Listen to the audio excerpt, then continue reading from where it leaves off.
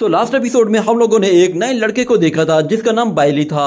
वो एक अमीर घराने से ताल्लुक रखता है और वो जिस भी बंदे के साथ दोस्ती करता है उसे बहुत ही महंगी वॉच गिफ्ट कर देता है। यहाँ तक कि एक स्कूल गर्ल को जब कुछ लड़के छेड़ रहे होते हैं तो वो उसे बचाने के लिए भी अपने गार्ड्स के जरिए उनकी जमकर धुलाई करवाता है। और दूसरी तरफ हमें फिर लिंसी को दिखाया जाता है जो कि अपना शहर छोड़कर एक दूसरे शहर की तरफ जा रहा होता है क्योंकि अब उसकी आगे की ट्रेनिंग उसी शहर में होने वाली थी। और फिर दिखाया जाता है लिंफी जैसे ही एक आर्मी कैंट के पास पहुंच जाता है तो आर्मी कैंट के अंदर मौजूद लोग सीसीटीवी कैमरास के जरिए देख रहे होते हैं कि वहां पर एक लड़का खड़ा हुआ है। लिंफी उस गेट पे खड़ा होकर कहता है कि क्या कोई है यहाँ पे, मुझे किसी से बात करनी है। इतने में हमें दिखाया जाता है कि उन आर्मी सोल्जर्स का जनरल भी वहाँ पे आ जाता है और आते साथ ही एक सोल्जर से कहता है कि तुम अभी तक यहाँ पे खड़े हुए क्यों हो, जल्दी से जाओ। ये सुनते ही वो बंदा फौरन से उसे रिसीव करने के लिए जाता है और कुछ सोल्जर फिर अपने चीफ से कहते हैं कि आखिर ये लड़का कौन से गॉड का एजेंट है। तो उनका चीफ बताता है कि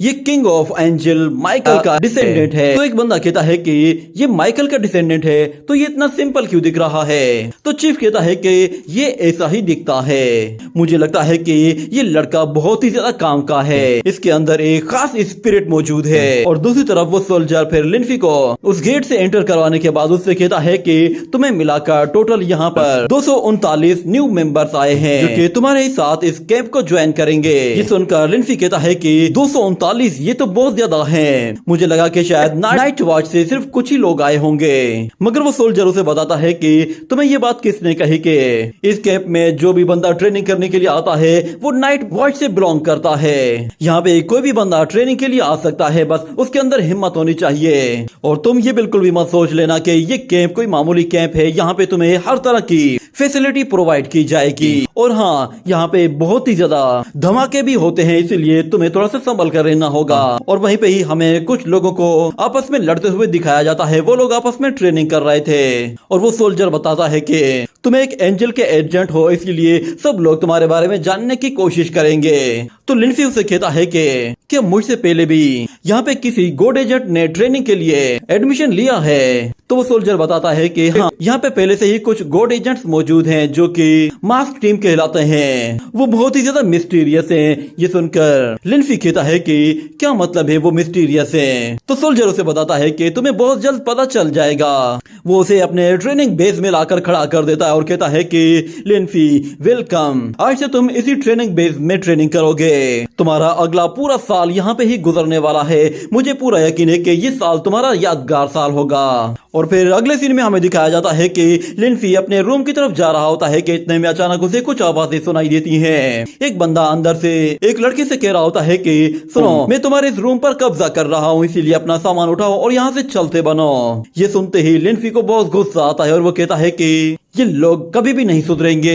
वो अभी अंदर जाने ही वाला होता है कि अचानक एक बंदा बाहर आकर गिरता है और दो सोल्जर्स उसे पकड़कर घसीटते हुए वहां से दूर ले जाते हैं। और लिंफी जब अंदर जाता है तो हमें दिखाया जाता है कि अंदर तो पहले से ही बाइली होता है जो कि अपना सामान पूरा सेट कर रहा होता है। और वो कहता है कि मैं अपने रूममेट के लिए ये जगह बहुत ही अच्छे से सेट करूंगा, जैसे ही वो यहाँ पे आएगा उसकी नजर इन चीजों पर जरूर पड़ेगी। और फिर लिंफी जैसे उसे हेलो कहता है तो बाइली फौरन से पीछे पलटता है और कहता है कि हेलो दोस्त। वो जैसे ही आगे बढ़ता है तो उसके ही बिखेरे हुए सामान की वजह से वो गिरने लगता है। मगर फिर वो लिंफी से कहता है कि मेरा नाम बाइली टू मिंग है, मैं जानता हूँ कि मेरा नाम प्रोनाउंस करना थोड़ा सा मुश्किल होगा, मगर तुम मुझे सिर्फ मोटा भी कह सकते हो या फिर तुम मेरा नाम सिर्फ टू मिंग पुकारोगे तो भी चलेगा। मुझे पूरी उम्मीद है कि हम दोनों बहुत ही अच्छे दोस्त बनेंगे।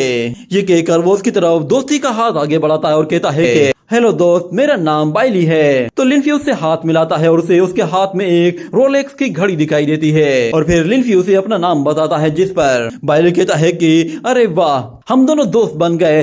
ये हमारी दोस्ती का पहला गिफ्ट है। वो उसे कुछ रोलेक्स की घड़ियां गिफ्ट देता है, जिस पर लिंफी भी हैरान हो जाता है क्योंकि वो बहुत ही ज्यादा महंगी घड़ियां होती हैं। जिस पर बाइली कहता है कि उम्मीद है कि तुम्हें ये घड़ियां अच्छी लगेंगी। मगर लिंफी उन घड़ियों को देखकर काफी सरप्राइज होता है और वो कहता है कि ये तो सारी की सारी रोलेक्स है। ये सुनकर वो मोटा कहता है कि क्या तुम्हें रोलेक्स पसंद नहीं है? तो फिर तुम इन घड़ियों के बारे में क्या कहते हो? ये सारी फिलिप्स की घड़ियां हैं। और फिर एक के बाद एक मशहूर ब्रांड ब्रांडेड घड़ियां उसे गिफ्ट करना शुरू कर देता है, जिस पर लिंसी भी हैरान रह जाता है और वो कहता है कि क्या तुम घड़ियों का बिजनेस करते हो? तुम्हारे पास आखिर इतनी ज्यादा घड़ियां कहां से आई हैं? तो वो लड़का उसे बताता है कि मेरा कोई भी बिजनेस नहीं है, हाँ मगर सारे ही बिजनेस में मेरे थोड़े थोड़े शेयर्स हैं। मेरी फैमिली बहुत ही ज्यादा अमीर है, मगर तुम मेरे बारे में ऐसा बिल्कुल भी मत सोचना, मैं आम लोगों की तरह हूँ, इसीलिए तुम मुझे किसी भी अमीर बच्चे की तरह ट्रीट मत करना।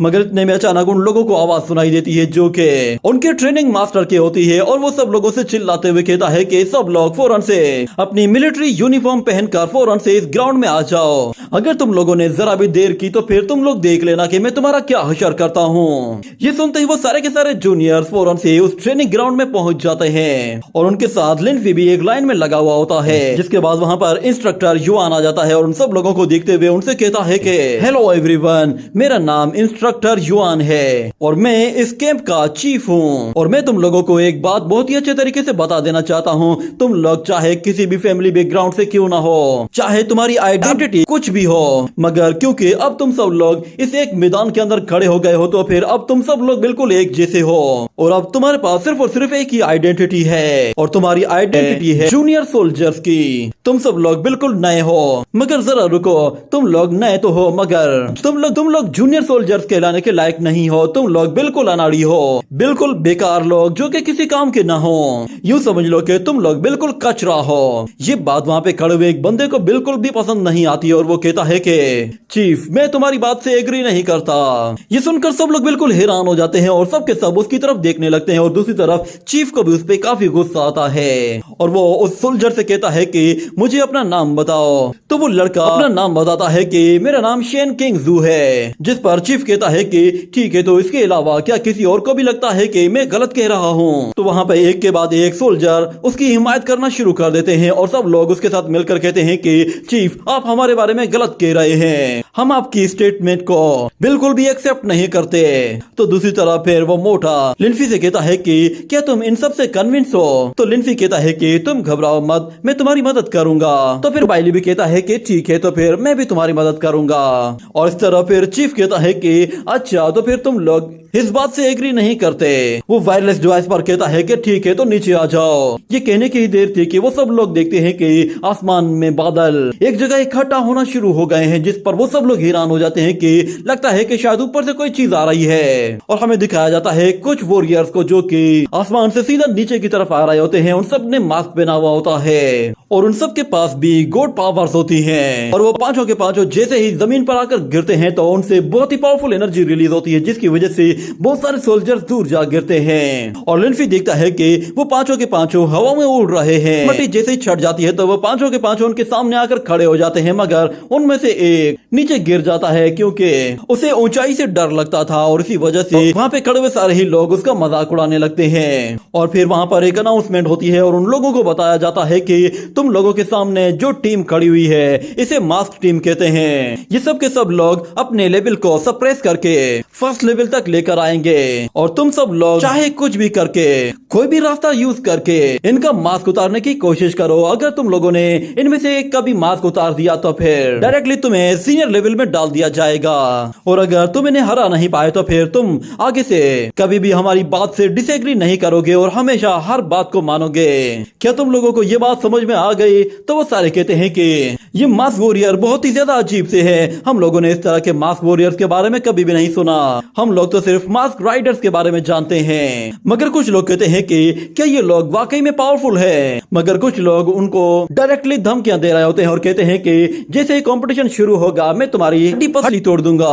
ये कहने की ही देर थी कि टीम का लीडर उसे फौरन से अपनी एनर्जी के जरिए उड़ा कर रख देता है और कहता है कि चलो तो फिर ये गेम शुरू करते हैं। और फिर एक मास्क वॉरियर अपनी पावर्स का इस्तेमाल करते हुए कुछ पोर्टल्स क्रिएट करता है और उन पोर्टल्स के अंदर से बहुत बड़े बड़े स्टोन्स नीचे गिरने लगते हैं। और फिर एक मास्क गर्ल फौरन से उनकी तरफ आगे बढ़ते हुए अपने एक जाइंट हैमर को बाहर निकाल लेती है। उस जाइंट हैमर के साथ वो उन लोगों का सफाया करना शुरू कर देती है। ऐसा लग रहा था कि जैसे वो हैमर के साथ उन कीड़े मकोड़ों को मार रही हो। ये देखते ही दूसरी तरफ फिर एक सोल्जर चीफ से कहता है कि इन लोगों ने तो आते साथ ही आधे से ज्यादा सोल्जर्स का काम तमाम कर दिया है, मगर चीफ कहता है कि तुम लोग बिल्कुल बेफिक्र हो जाओ, ये लोग रियलिटी में मरने वाले नहीं है, क्योंकि इस मास्क टीम ने एक डायमेंशनली रिडक्शन अटैक किया है, जिसका मतलब है कि ये सब कुछ बिल्कुल भी रियल नहीं, और ऊपर से इस मास्क टीम ने रियल सप्रेस कर दिया है। और जरा इन लोगों को देखो, ये स्किलफुल लोग हैं, मगर ये तो भागकर जान बचा रहे हैं। और दूसरी तरफ हमें दिखाया जाता है कि जैसे ही धूल मट्टी छट जाती है तो मास्क टीम का लीडर कहता है कि किसी को भी नहीं छोड़ना, सबको उड़ा कर रख दो। ये कहने के बाद वो सब के सब बहुत ही तेजी के साथ उन्हें मारने के लिए आगे बढ़ते हैं। और दूसरी तरफ लिंफी उस मास्क वॉरियर के लीडर को देखते हुए कहता है कि ये बंदा सच में बहुत ही ज्यादा फास्ट है। इसके बाद अगले सीन में हमें दिखाया जाता है कि वो लोग एक वेपन वेयर हाउस में आते हैं और वो लोग कहते हैं कि अगर हमारे पास अच्छे अच्छे वेपन्स आ जाएं तो फिर हमारे पास जीतने के चांसेस बन जाएंगे। अगर हम लोग वेपन नहीं लेंगे तो फिर हम लोग ये मिशन नहीं जीत सकते।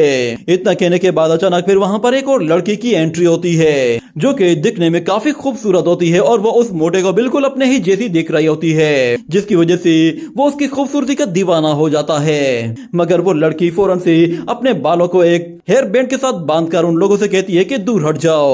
वो फौरन से उस वेयर हाउस के गेट को अपने हाथों से पकड़कर उसे जोर से वाइब्रेट करना शुरू कर देती है। उसकी वाइब्रेशन की वजह से वो जमीन तक हिलना शुरू हो जाती है, जिस पर वो दोनों ही लड़के भी हैरान हो जाते हैं। और फिर वो लड़की अपने हाथों से एनर्जी जनरेट करते हुए अपना एक पालमटे एक जोर से उस दीवार पे मारती है, जिसकी वजह से उस दीवार के टुकड़े टुकड़े हो जाते हैं। और वो सब के सब लोग फिर उस वेयर हाउस के अंदर जाकर अपना अपना वेपन उठा लेते हैं। और वो लाल बालों वाली लड़की अपने लिए एक सोर्ड सिलेक्ट कर लेती है और उन लोगों से लड़ने के लिए जैसे ही बाहर जा रही होती है तो लिंफी उससे कहता है कि उन 5 लोगों में से 3 तो बहुत ही ज्यादा खतरनाक हैं। अगर हम लोग एक साथ मिलकर लड़ते हैं तो हमारे जीतने के चांसेस बन सकते हैं, वरना हम लोग उनके हाथों मारे जाएंगे। ये सुनकर वो लड़की कहती है कि अच्छा, इसका मतलब फिर ये है कि तुम्हारी जान भी खतरे में है, तुम्हें फिर अपनी परवाह करनी चाहिए। तो लिंफी कहता है कि इसीलिए तो मैं तुम्हें कह रहा हूँ कि हमें एक टीम बना लेनी चाहिए। तो वो लड़की फौरन से उसे अपना इंट्रोडक्शन कराते हुए कहती है कि मैं जैस्मिन हूँ और मैं रेस्ट्रिक्टेड एरिया से आई हूँ। हमें दिखाया जाता है कि वो लड़की भी असल में एक मार्शल आर्टिस्ट होती है। तो लिंफी उससे कहता है कि मेरा नाम लिंफी है, मगर अचानक से वो मोटा बीच में आ जाता है और कहता है कि मिस जैस्मिन, मैं हूँ बाइली टू मिंग, क्या तुम्हें रोलेक्स की घड़ियां पसंद है? वो उसे वो ब्रांडेड घड़ी दे रहा होता है, मगर लिंफी को गुस्सा आता है और वो अपनी सोर्ड निकालकर अचानक उन पे जैसे ही हमला करता है तो वो लड़की फौरन से जंप लगाकर दूसरी तरफ आ जाती है। और हमें दिखाया जाता है कि लिंफी ने हमला असल में बाइली पर ही किया था। लिंफी को पता चल गया था कि ये एक अमीर घर का लड़का है, तो इसे इस तरह लड़कियों पर टू नहीं होना चाहिए था। और दूसरी तरफ वो मास्क वॉरियर भी फिर सामने आकर कहता है कि अच्छा, तो तुम मुझे देख सकते हो। और दूसरी तरफ फिर हमें दिखाया जाता है कि जैस्मिन अपनी सोर्ड लेके उस मास्क वॉरियर पर आकर हमला कर देती है, जिसकी वजह से वहां पे एक जोरदार धमाका होता है। और फिर हम लोग देखते हैं कि जैस्मिन ने उस बंदे को काट कर रख दिया था, मगर उसने अपनी बॉडी को दोबारा से रीजनरेट कर दिया। ये देखकर वो लोग भी हैरान हो गए थे और वो लोग कहते हैं कि ये मास्क वॉरियर तो खुद को रीजनरेट कर रहे हैं। मगर लिंफी कहता है कि नहीं, ये रीजनरेशन नहीं, बल्कि इसने अपनी बॉडी को मूनलाइट में डिकम्पोज किया हुआ है। यानी कि अगर तुम इसे डायरेक्टली हिट करने की कोशिश करोगी तो उस पर इस वॉरियर को कोई भी असर नहीं होगा। और वो वॉरियर भी फिर उन लोगों से कहता है कि हाँ, हमारा प्लान तो यही था कि हम लोग तुम्हारे अंदर घुसकर तुम सब लोगों की अच्छे से बैंड बजाएंगे। मगर फिर लिंफी सब लोगों से कहता है कि हमारे पास एक बहुत ही अच्छा मौका है, ये इस वक्त अकेला है, तो हम लोग इसे यहीं पे ही खत्म कर देते हैं। तो वो सब लोग लिंफी की बात से एग्री कर जाते हैं और सबके सब उसे मारने के लिए बिल्कुल तैयार हो जाते हैं। और फिर लिंफी सब लोगों से कहता है कि हमें बस इसे किसी तरह काबू कर लेना है। अगर ये एक मर्तबा हमारे काबू में आ गया तो फिर हम इसका मास्क आसानी से उतार देंगे और ये मैच जीत जाएंगे। मगर वो दूसरी तरफ देखता है कि बाइली के पास तो कोई भी वेपन नहीं है, जिस पर वो उससे कहता है कि तुमने कोई वेपन क्यों नहीं उठाया? तो वो कहता है कि मैं कोई वेपन यूज नहीं कर सकता, मगर तुम घबराओ मत, मैंने सब कुछ पहले से ही तैयार कर लिया है। और हमें दिखाया जाता है कि बाइली ने वहां पे मौजूद जितने भी सोल्जर्स थे उन सबको बड़ी बड़ी महंगी रोलेक्स घड़ियां देकर उन्हें खरीद लिया था। अब वो लोग बाइली के कहने पर किसी को भी मारने के लिए तैयार थे। और फिर जैसे ही बाइली उन्हें इशारा करता है तो वो सारे के सारे एक साथ उस वॉरियर के ऊपर टूट पड़ते हैं। मगर वो वॉरियर फौरन से वहां से गायब हो जाता है और लिंफी को पता चल जाता है कि वो कहां से निकलेगा। तो वो फौरन से उसके पास जाते ही अपनी सोर्ड के साथ उस पर एक के बाद एक अटैक करना शुरू कर देता है। लिंफी के अटैक उसकी बॉडी के आर पार हो रहे थे, मगर उससे उस बंदे को कोई फर्क नहीं पड़ रहा था, यहाँ तक कि वो सोल्जर्स उस पर बड़े बड़े बॉक्सेस भी थ्रो कर रहे थे, मगर वो उसकी बॉडी के आर पार जा रहे थे, मगर कोई भी चीज उसे टच नहीं कर रही थी। और वो वॉरियर देखता है कि वो लोग उस पर चारों तरफ से हमला कर रहे हैं और वो अकेला उनका मुकाबला नहीं कर पा रहा, तो वो फौरन से शिनटियान को बुला लेता है। तो शिनटियान वहां पे आते ही एक बहुत ही पावरफुल ग्रेविटी प्रेशर एक्टिवेट कर देता है, जिसकी वजह से वो सब के सब अपनी अपनी जगह पर सप्रेस हो जाते हैं। और हमें दिखाया जाता है फिर वहां पर एक और वॉरियर आता है जो कि उन लोगों को एलिमिनेट करने के लिए एक पोर्टल एक्टिवेट कर देता है और वो सब के सब लोग फिर एक और अलग स्पेस के अंदर चले जाते हैं। जैसे ही वो लोग उस स्पेस के अंदर आते हैं तो उन्हें दिखाई देता है कि वहां पर वो हथौड़ी वाली लड़की उनका इस्तकबाल करने के लिए खड़ी है और अपने हैमर के साथ वो बहुत सारे बॉक्सेस उनकी तरफ थ्रो करती है। लिनफी अपने दोस्तों के साथ वहां पे एक जगह खड़ा हुआ होता है और दूसरी तरफ उन मास वॉरियर का सीनियर कहता है कि चलो बच्चों तैयार हो जाओ, क्योंकि तुम लोग अब मरने वाले हो। तुम्हें हम लोगों ने चारों तरफ से घेर लिया है और तुम्हारे पास भागने की भी कोई जगह नहीं है। अगर तुम अपनी हार मान लेते हो तो हम लोग तुम्हें फौरन से यहाँ से जाने देंगे, वरना तुम लोग यहाँ बेमौत मारे जाओगे। और इतने में हमें दिखाया जाता है कि वो लोग फिर से अपनी पावर का इस्तेमाल करते हुए उस स्पेस को फिर से उलट पुलट कर देते हैं, जिसकी वजह से सारे के सारे बॉक्सेस नीचे गिरने लगते हैं और उनके साथ बाइली भी नीचे गिरने वाला होता है। मगर लिनफी उसे नीचे गिरते हुए देखता है तो वो उसे हाथ से पकड़ लेता है और इतने में वो जैस्मिन भी वहां पे आ जाती है। और लिनफी उन लोगों से कहता है कि हम तीनों की स्ट्रेंथ बिल्कुल डिफरेंट है, इसलिए हम लोगों को अलग अलग स्ट्रेटेजीज बनानी होगी। और ऊपर से वो लोग एक बड़ा हैमर आते हुए देखते हैं तो वो फौरन से अलग अलग डायरेक्शन की तरफ निकल जाते हैं। लिनफी उन लोगों से अलग डायरेक्शन की तरफ जाता है और ऊपर से वो सब लोग उन्हें देख रहे होते हैं और कहते हैं कि चलो देखते हैं कि ये लोग क्या कर सकते हैं। और इस तरफ हमें दिखाया जाता है कि लिनफी के पीछे एक वॉरियर आता है जो कि स्वॉर्डमैनशिप में काफी अच्छा होता है और वो लिनफी को उसके लिए चैलेंज करता है, मगर लिनफी भी उसका काफी कड़ा मुकाबला कर रहा होता है। वो उसे ईंट का जवाब पत्थर से दे रहा था, मगर वो वॉरियर उसे जानबूझकर उकसाने के लिए कहता है कि क्या हुआ, क्या तुम अपनी गॉड पावर का यूज नहीं करना चाहते? तो लिनफी उसकी बातों को इग्नोर करके फिर से उस पर हमला करने की कोशिश करता है और उसे गले से पकड़कर नीचे दे मारता है। और उसका मास्क उतारने ही वाला होता है कि वो वॉरियर उसे जोर से लात मारकर हवा में ऊपर उछाल देता है और इस मर्तबा लिनफी उस पर दोबारा से हमला करने के लिए आता है और इस मर्तबा भी वो वॉरियर उसके अटैक को ब्लॉक करने की कोशिश कर रहा था। क्योंकि लिनफी के पास स्वॉर्ड स्किल्स बहुत ही ज्यादा अच्छे होते हैं तो इसलिए वो उस बंदे का काफी अच्छे से मुकाबला कर रहा था, यहाँ तक कि वो उसकी टेक्निक को भी समझ गया था और उस पर थोड़ा बहुत भारी पड़ने लगा था। ये देखते ही लिनफी अपनी एंजल पावर को यूज कर देता है, जिसकी वजह से वो एक ही वार में उस वॉरियर का काम तमाम करने वाला था। ये देखते ही वो वॉरियर फौरन से अपने दोस्तों को बुला लेता है और हमें दिखाया जाता है कि वहां पे उसके सारे दोस्त आ जाते हैं जो कि उसकी मदद करने के लिए लिनफी को उसके ऊपर से हटा देते हैं। और वो लड़की फिर से उसके ऊपर एक बड़ा सा बॉक्स थ्रो करती है, मगर हम देखते हैं कि जैस्मिन बीच में आ जाती है और अपनी सूट के साथ उस बॉक्स को काट कर उसके टुकड़े टुकड़े कर देती है। और दूसरी तरफ फिर दूसरे वॉरियर्स के अटैक को रोकने के लिए दूसरी तरफ बाइली आकर उसके सामने एक शील्ड बना लेता है, जिससे वो उन सारे अटैक्स को रोक लेता है और उन लोगों से कहता है कि चलो आज देखते हैं कि तुम लोग भागकर कहां जाने वाले हो, क्योंकि मेरे पास तुम्हारे लिए एक बहुत ही अच्छा गिफ्ट है। ये कहते ही वो उन लोगों के ऊपर एक एक्सप्लोसिव बैग थ्रो कर देता है, जिसे देखते ही एक वॉरियर फौरन से एक पोर्टल क्रिएट करके उस बैग को वहां से कहीं और भेज देता है। मगर लिनफी कहता है कि अच्छा तो फिर इस ट्रिक के बारे में क्या कहते हो? देखते ही देखते फिर वहां पर एक के बाद एक वॉरियर बॉक्सेस के अंदर से बाहर निकलते हैं और उनके ऊपर बहुत सारे एक्सप्लोसिव बैग्स थ्रो करना शुरू कर देते हैं। वो एक्सप्लोसिव बैग्स इतने ज्यादा होते हैं कि उन्हें देखते ही वो लोग समझ जाते हैं कि इनसे बच पाना नामुमकिन है, इसीलिए वो लोग अपनी जान बचाने के लिए वहां से फौरन से निकलकर दूर चले जाते हैं। और फिर हमें दिखाया जाता है कि उस वेयर हाउस में एक जोरदार धमाका होता है, क्योंकि वो सब के सब लोग उस स्पेस के अंदर थे तो वो पूरा का पूरा वेयर हाउस खाली हो चुका था और उसके अंदर बस सिर्फ और सिर्फ वेपन्स पड़े हुए होते हैं जो कि पूरी तरह से जलकर राख हो जाते हैं। और इस तरफ हमें दिखाया जाता है कि वो वॉरियर्स जैसे ही एक पोर्टल के जरिए बाहर आते हैं तो उनमें से एक वॉरियर तो बहुत ही ज्यादा चौंक जाता है और वो कहता है कि बाप रे, ये लोग तो बड़े ही खतरनाक निकले हैं। मैंने सोचा भी नहीं था कि इन लोगों के पास भी इस तरह की स्ट्रेटजीज होंगी। मगर दूसरा वाला कहता है कि वो एंजल लड़का वो सबसे ज्यादा खतरनाक है, हमें उससे थोड़ा संभल कर डील करना होगा। मगर उन लोगों का लीडर कहता है कि चलो हमें यहाँ से चलना चाहिए।